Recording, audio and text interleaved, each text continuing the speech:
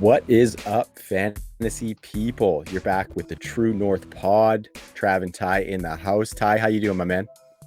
I am living the dream. How about yourself? I'm doing well. I'm doing really well, man. Things are bumping for True North. We're getting into the swing of summer. Canada Day is fast approaching, and I now have 8 more days off after today. I took the week off, so I'm pretty stoked about that. How you doing? Good weekend so far? Yeah. It's been some weird weather, some good windiness, but yeah, it sucks that Canada Mhm. Day falls on the Wednesday this year. Do you have to work for Canada Day? Or no, I do. you're off I for do eight not. days. I am off for the Must be entire nice. week. Yeah. Yeah, absolutely. I gather you're working on Canada Day. Yeah, we're gonna work Canada Day, so we take Friday off. Get Decent. that long weekend. Yeah, no doubt that'll be nice. That'll be good when the weather hopefully kicks into full swing. So, yeah, Ty, we got a fun pod tonight. It's the first time you and I've been back together in probably a couple weeks now. We each did a solo guest spot, so we want to send a thanks to the Dynasty Sons and to James Brimacombe for joining both Ty and myself separately on the pods. That was really fun. I think we hammered out a couple pretty good episodes, eh? Yeah, I had a blast with James Rimacombe. Being able to pick the brain of Best Ball Behemoth was a real treat for sure. And your Yeah, guys' episode was money too, with the Dynasty Sons. Yeah, it was fun getting on with those guys. Having three guests was pretty cool, and we love those guys. So it was fun to get together and see their faces and chat fantasy. So shout out to all of them. And yeah, Ty. So things are bumping for True North. So before we get started, I just want to talk about a little bit of the stuff that we got going on. So the biggest thing I want to mention is that we have launched our YouTube channel. It's called the TNFF Network, and we are super stoked to be starting to put out some informational videos and potentially some roundtable type discussions. We kicked it off with a jam session all surrounding the Scott Fish Bowl. And that was with our buddy Mark and our buddy JD from Goat District. Really appreciated those guys coming on. Mark is Master June 70 on Twitter. That was really fun. So make sure everybody who is listening to this, maybe you're watching, go check out the YouTube channel and subscribe to the TNFF network. We've got a contest there where once we get to 100 subscribers, I'm actually going to give away a True North t-shirt so you can get your hands on some True North gear.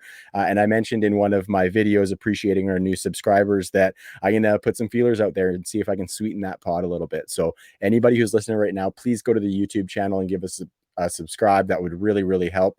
It's going to be a lot of fun getting into video stuff, eh, Ty? Yeah, totally. Definitely a new frontier. Some pilot episodes we're putting out right now. What do we got on the agenda for tonight on this epi? It's going to be a little bit of a different format than what we do most times. It's almost like a little game where we're going to do Dynasty, Redraft, and Fade. So we're going to pick some, or we've got groups of three players, triads, if you will, and we are going to say which player we'd want for Dynasty, Redraft, and Fade. Ty, you actually built the show sheet, so why don't you dive into what we're going to talk about as well? Yeah, I like that. Yeah. Do you want to play a game? Yeah. How many Saw movies do you think you watched, Trav?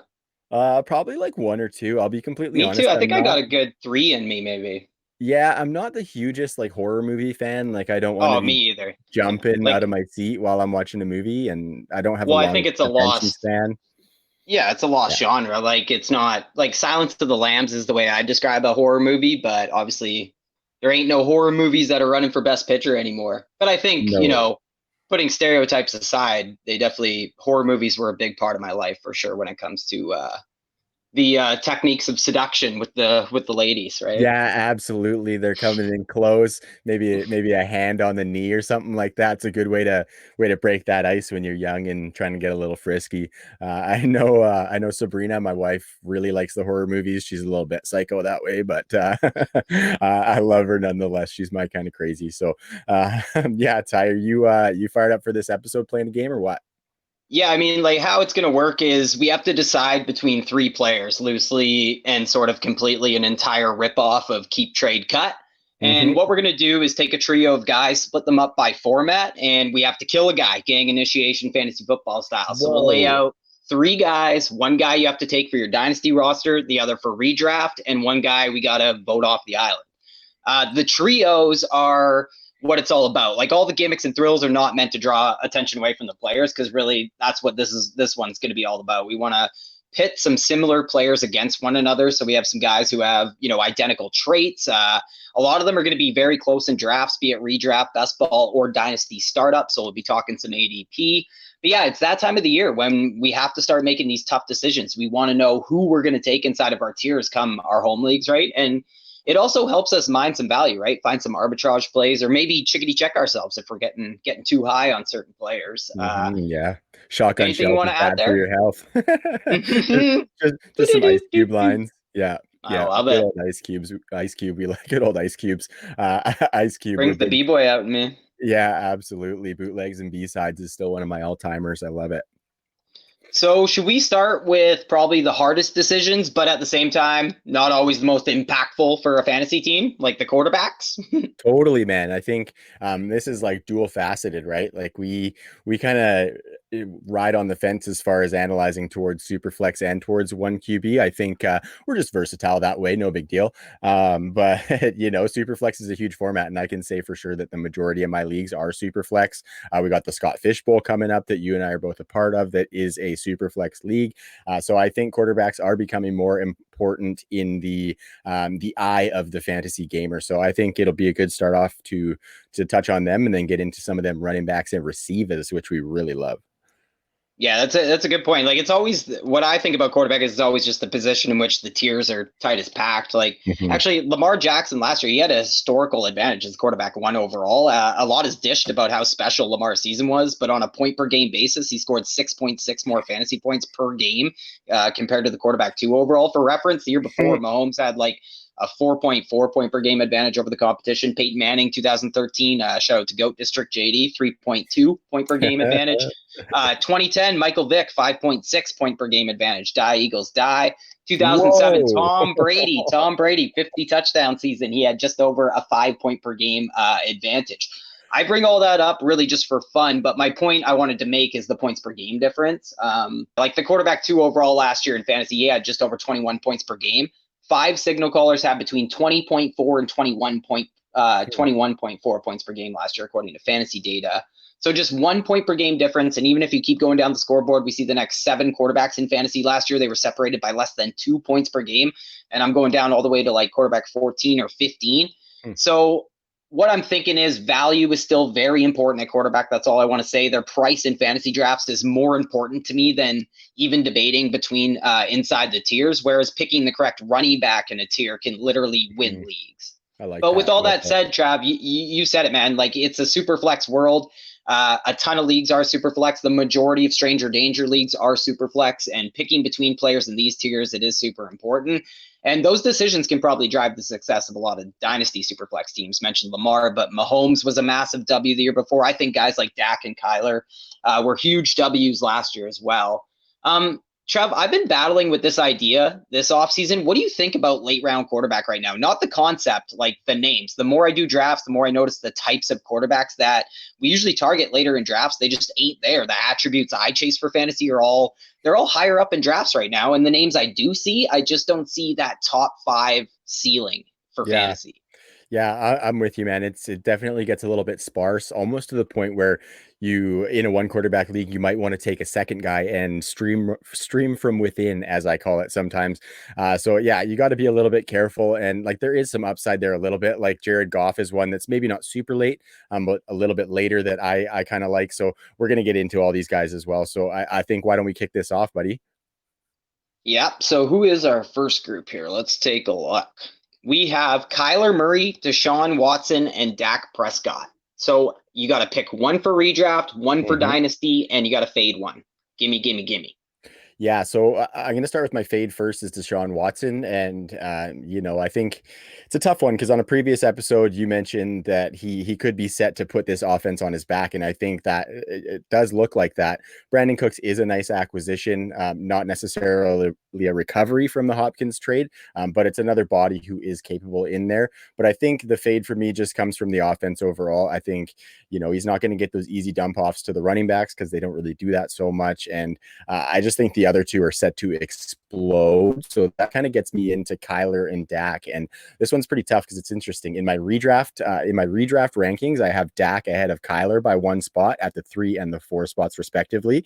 But then you go into my dynasty rankings and I have Kyler at the 3 spot and Dak at the 4 spot. So it's really, really splitting hairs on these guys. But for Kyler and my selection as the dynasty pick, I think it's just the pieces around him looking nice. The offense with Cliff Kingsbury is going to look really nice going forward. They made some offensive line upgrades, and obviously Kyler's rushing upside gives him such a safe floor as far as points scored for fantasy, obviously. And then moving to Dak, I do like him for dynasty. Obviously, that contract being long term would be sweet, but I think just those weapons that he has look stellar.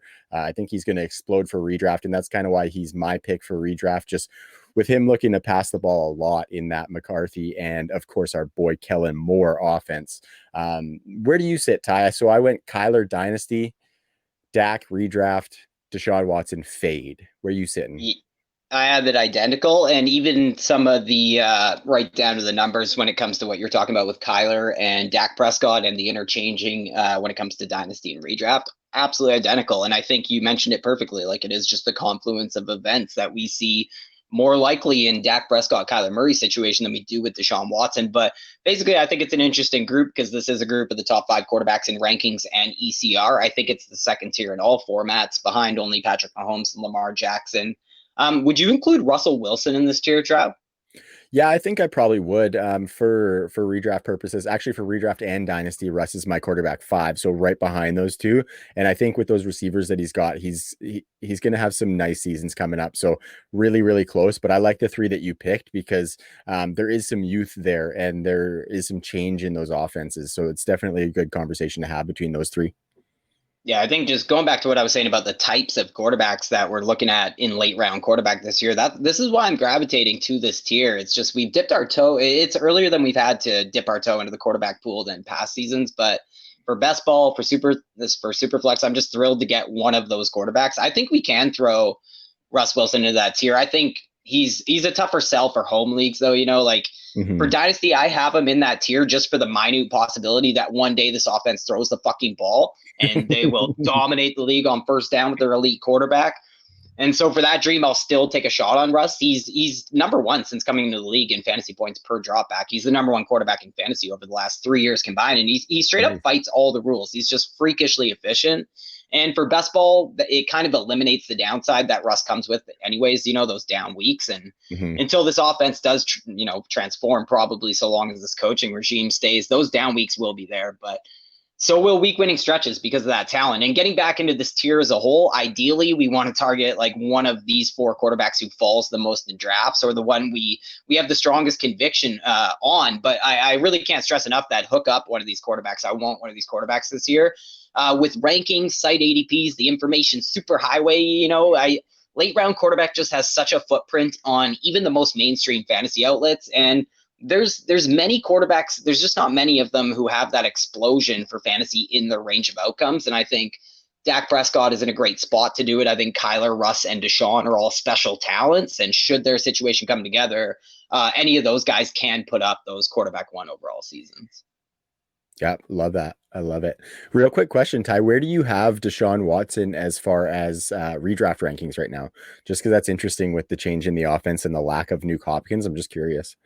Yeah, and I have him as my quarterback 6. So him and Russell Wilson, I think, are kind of interchangeable. I think whoever I'm going to get a discount between those two in a draft, I'm definitely targeting either of them. But I strongly believe, and I think we'll talk about as we get into some of these other quarterbacks, that Deshaun Watson in that top 6, they kind of mark these guys. I know it sounds stupid because they're all top 6 in ADP, but if we go back to last year, the values that we were mining, these guys all came later in the draft, if we remember. So Deshaun Watson, Russell Wilson, they definitely mark the end of that tier of quarterbacks where they really have a strong possibility to wind up finishing top 5 in fantasy.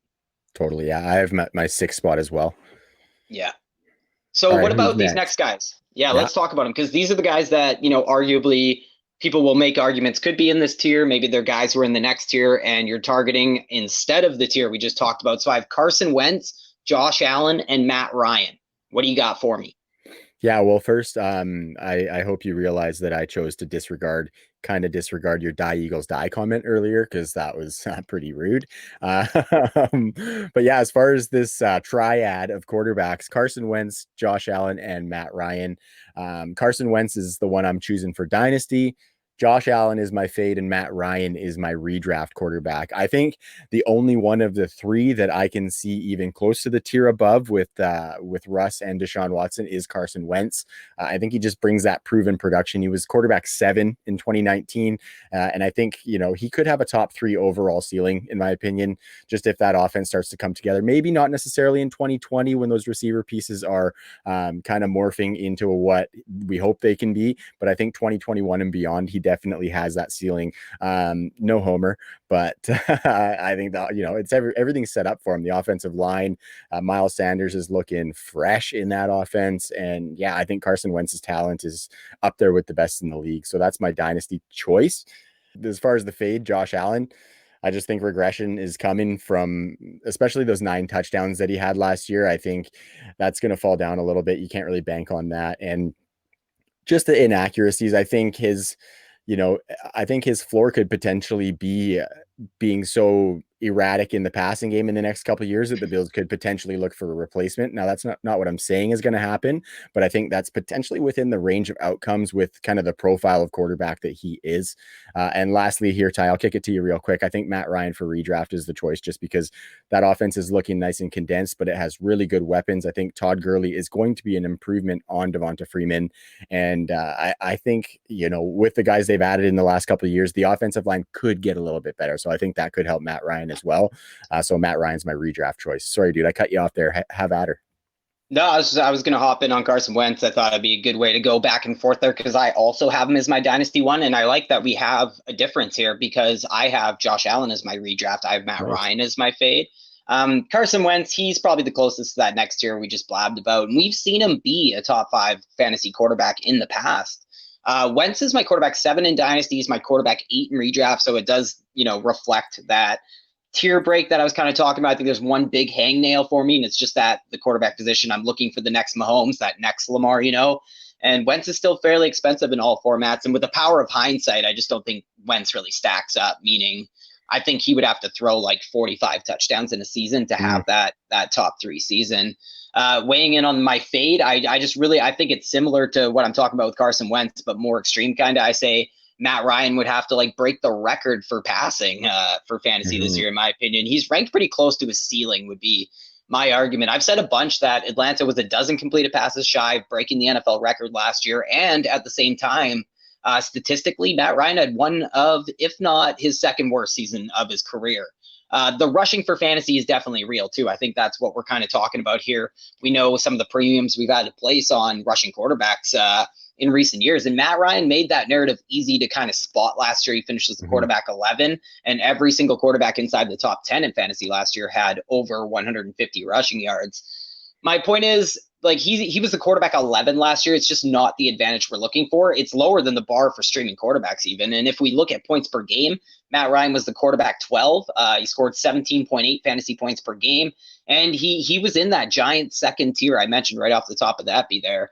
And the biggest reason I won't have a ton of Matt Ryan is that he's going to be one of the most expensive guys in that tier. I think that's something that I've noticed is that after Carson Wentz, it usually is Matt Ryan or Josh Allen. That's why I group these guys together. And I get it too. There are arguments to make for Matty Ice. There's some fun narrative stuff like the roller coaster Ryan is. He's been the quarterback 7 or better 4 times in his career. It's quarterback his year, 11. man. It's his Yeah, year. yeah, exactly. And he's on pace. Like, it's literally been every other year. And the other narrative driven one is that second year under a new coordinator, leaving aside the fact that Dirk Cutter could be fired at any point this season. This won't be Dirk Cutter's second season with Matt Ryan in Atlanta, so I wouldn't pay that one too much attention. It's like their 4th season together.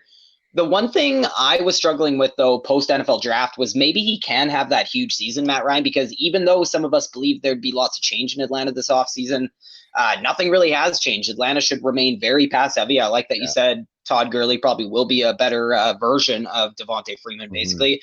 But I just don't like relying on massive passing totals if I don't have to for fantasy football. And Ryan is the definition of a quarterback who relies on 3 passing touchdown games, 300 passing yard games. And frankly, 300-yard passing games weren't even enough last year to make Matt Ryan pay off his ADP for fantasy. He was tied with Jameis for the most 300-yard passing games last year. He had 11 games over 300 yards, and he was just the quarterback 11, just 3 games over 25 fantasy points last year. So yeah, I'm fading Matt Ryan. What actually, I'm just thinking you're in Scott Fishbowl. I'm in Scott Fishbowl. Mm-hmm. It's a 6 point per passing touchdown league. He's somewhat efficient. Do you bump him up in that format? I don't know, man. I think the points, well, negative points for incompletions is a pretty tricky one just because that pass volume. So, if he's fallen to a little bit of a value, maybe, but he's not somebody who is one of my, main targets at quarterback. I don't think that passing, I'm looking for the efficiency. And yes, I think he is semi-efficient, but I think the potential high volume can breed some efficiency on its own or some inefficiency on its own. So, not necessarily one of my main targets at quarterback. How about you? Who are you thinking? No, I mean, I'm that's kind of my point. I think I'm fading him, and I know I'll Mm-hmm. move into Josh Allen. Like the reason I picked him in redraft over him is just that floor, And I know I'm breaking this down, and it might come across as narrow-minded, but it's just the projections look great for Josh Allen. I think he still gets close to 100 carries. How do you not project him for over 5 touchdowns? Cam Newton is the only other quarterback in the history of the NFL to post 8 or more rushing touchdowns in back-to-back seasons to start their career.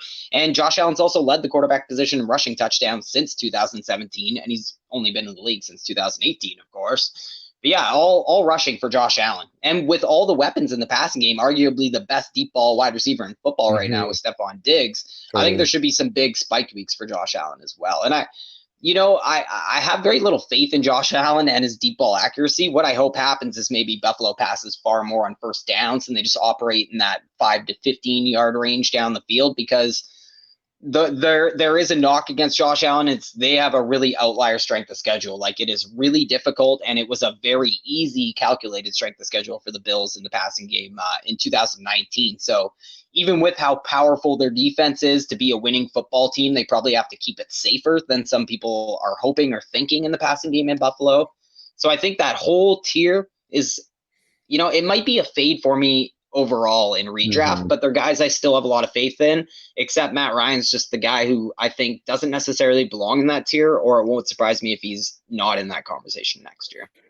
Yeah, I actually think Ty, you might have swayed me a little bit on that one because with Diggs, I think Diggs can kind of bring a little bit more efficiency in that deep passing for Josh Allen, just because he's almost like John Brown, except a little bit more of a beefed up version. He's not necessarily your 100% burner deep threat. He also wins with a lot of technique and route running as well. So I like that. And the Diggs, I'm not super high on Diggs just in that offense, but I think Diggs from a real football sense and probably a fantasy sense for Josh Allen can be good for that Buffalo offense. So you swayed me there. Josh Allen's going to be my redraft on that. And Matt Ryan, I'll fade Matt Ryan. Just, maybe not as exciting. And those spike weeks from Josh Allen, I think, are going to be much, much more spiky than the ones for Matt Ryan. Yeah, and I'm even just thinking right now out loud, but what do you think if like we saw John Brown go into that offense last year, we assumed exactly how he would be used in the fashion he would operate in. We were dead wrong. This guy was a safe wide Mm-hmm. receiver. He was catching 4 balls and getting 50 yards every game. I wonder if Stephon Diggs is that guy this year. And he would be far more efficient in that role than John Brown was, that's for sure. It'd be really Mm-hmm. interesting to see how that works and maybe just save his vertical routes for play action and things like that. It'd be really interesting Mm-hmm. to see how that all comes together. It's just that we don't have the utmost faith in that offensive Yeah. ingenuity or scheming and play calling in Buffalo. It's almost we have to see it almost. I don't know. Totally. Yeah, I like that. And I think Diggs can be better after the catch than John Brown as well. So I think there's definitely some upside to be had there. Hopefully Cole Beasley doesn't muck it all up by taking 100 targets. I have him out targeting. I think I have him with like 80 something targets out targeting John Brown, unfortunately. Ooh, damn. Damn. All right, Ty, I'm going to move us into the next group and kick it to you if that's cool. So this next group is there's definitely upside to be had and some good weapons too. Daniel Jones, Jared Goff, and Baker Mayfield. So out of those three, who's your dino, who's your redraft, and who is getting faded? So I kind of went a little bit different thought process on this one. So my fade will be Daniel Jones, Okay. and let's do Baker Mayfield for my dynasty, and then Jared Goff for my redraft. I'm going Jared Goff for redraft over Daniel Jones mainly because of price. You're getting a little bit more of a discount on Jared Goff than you are Daniel Jones, and I think it really this one might be very much how you play fantasy football. You know what I mean? Because unless Jones off, I wish Daniel Jones brought a little more upside with his legs. Mhm. Because if he doesn't, I think he could be extremely boomer bust. That's what we saw last year. I also want to quickly mention Daniel Jones in the context of Scott Fishbowl because of his volatility from a real life quarterback perspective, his ball security, and the way he seems to be oblivious to pressure. That makes him the poster boy for all the players to avoid in this scoring format. But to me, he also signifies a player we can get a discount on in the Scott Fishbowl, and because he offers those big spiked weeks, he kind of makes for a great pick. He'll undoubtedly be pushed down boards, but should he use his legs more, maybe the new offense in New York runs more run pass options, that gives him a floor. And he can't possibly be worse when it comes to turnovers. And I know that's a big risk, but I know big time throws are less sticky than turnover worthy plays, meaning the surroundings, the weapons usually drive big time throws. The quarterback's tendencies often drive the turnover worthy plays. But I think those are the kind of hacks you have to try if you want to win a fantasy league that has over 1,000 participants in it. Mhm. But just, Daniel Jones, he had 4 games, almost 30 fantasy points last year, over 28 fantasy points. That was among the league leaders. And since 1970, only 3 rookie quarterbacks have done that. One big concern, though, it has to be this new offense. Like Joe Judge, he seemed like a forward-thinking hire by a bottom 5 GM, but the Judge has had some decisions we could object to. I think the Freddie Kitchens hire was a head scratcher. The Jason Garrett being hired as the offensive Mhm. coordinator, that's got to scare you for fantasy. Last year, the Giants scored over 75% of their touchdowns on offense via the passing game. Jason Garrett's offenses in recent memory, they're closer to around 60% of their touchdowns on offense being in the passing game. League average is about 65%. I expect the team with Saquon Barkley, who hired Jason Garrett, to finish much closer to that league average, if not close to that 60% mark. And what we have to hope for, if you like Daniel Jones, is that the Giants are so bad this year that they have to throw a ton in the second half, which is an understatement actually. If you look at last year's totals, when you look at their pass to rush ratio, but I think there's just so many questions that I have with Daniel Jones. It's easier to just wait around and take Jared Goff. Do you agree with that?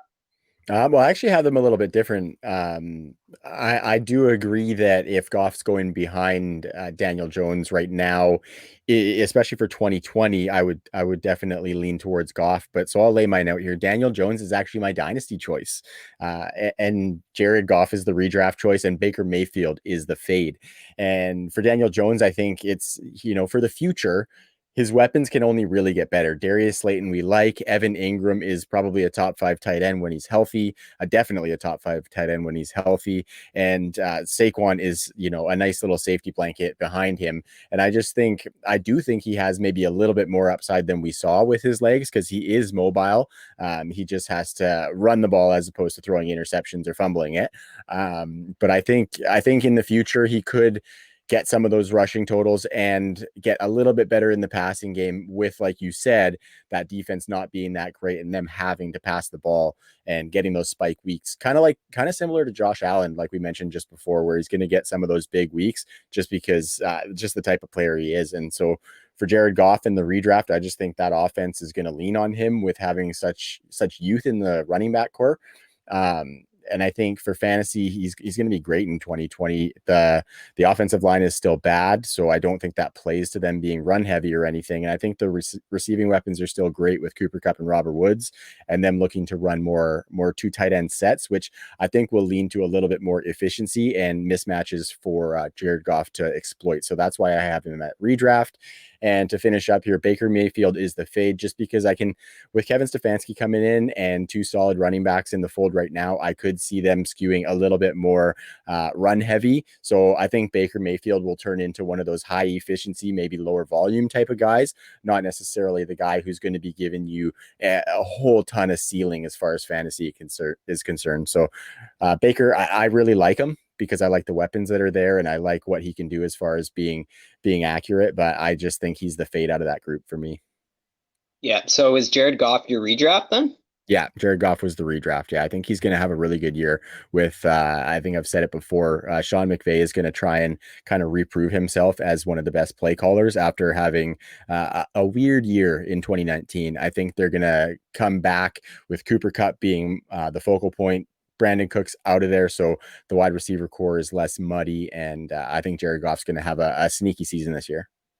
Yeah, I think it is like we were talking about. Like it's going to be spiked weeks for safety. I think my thing with Jared Goff is that people are unfairly worried about him. Yeah, he sucks downfield, but what they did this offseason is bringing weapons to replace Brandon Cooks, and they all excel after the catch, the weapons they Mm-hmm. brought in.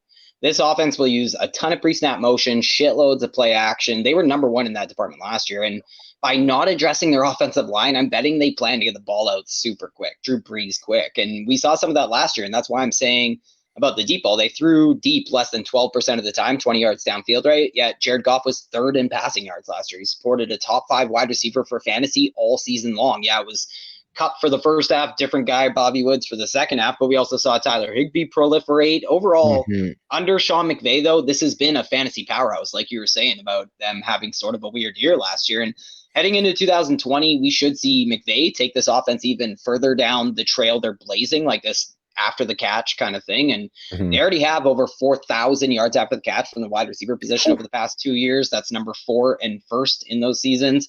And now with Cooks gone, replaced by Van Jefferson and Cam Akers, that's only going higher in my opinion. And McVay he more than it's just he understands the limitations Jared Goff has, and I Yeah. have faith in him scheming this offense. So us fantasy degenerates hate him less in 2021. Jared Goff, that is. And just looking at the running back and the wide receiver position, they have both scored top 5 in PPR pretty much consistently since Sean McVay took over. So give me the quarterback at the wheel. And man, Baker Mayfield, I just think he's so good. He's still my dynasty quarterback. So that was why it was kind of a hard choice to make. I actually have him like 3 or 4 spots higher than Daniel Jones, I think, in dynasty. I think I'll still take Baker in Cleveland. Although we could get some serious down weeks when they pound the ball, like you're saying, I'm also coming around on him for redraft, though, just because, we talk schemes and all the change in Cleveland. We could probably go into that some other time, but lots of those parts point to 12 personnel run heavy packages. When I roll all that together, it seems pretty sketchy for a team that's being painted universally as a post type sleeper. But Mm-hmm. man, talk about outliers for strength of schedule. Cleveland has just such an easy looking strength of schedule in 2020 on Sharp Football. After one of the most difficult strength of schedules last year, just the total opposite of Josh Allen. And Baker, he had the definitive worst calculated strength of schedule for a quarterback last year on PFF, Sharp Football, everywhere. So I'm a big fan of the talent for Baker. I do like the situation. I like the strength of schedule. I do expect Baker to put up a great touchdown rate. And for him and OBJ to develop some chemistry, that's, I think, the missing piece. Like, he could be so efficient this year. Kirk Cousins on steroids. Think of that with Yeah. Stefanski is kind of the way I see it, right? But I do worry this team is setting up to run the ball primarily, and Mm-hmm. I see them being able to accomplish that in a lot of games this season because of that strength of schedule. So I am battling with it, and I think in redraft, again, might be fading this whole group. Yeah, yeah, I hear that. It was a pretty tricky one to choose that one, our final group of quarterbacks. And I think I think that Browns defense is definitely going to get a lot better as well. They got some really good pieces on the other side of the ball there too. And I think that will kind of lean towards the run heaviness as well. So I think you put that in a nice little bow tie.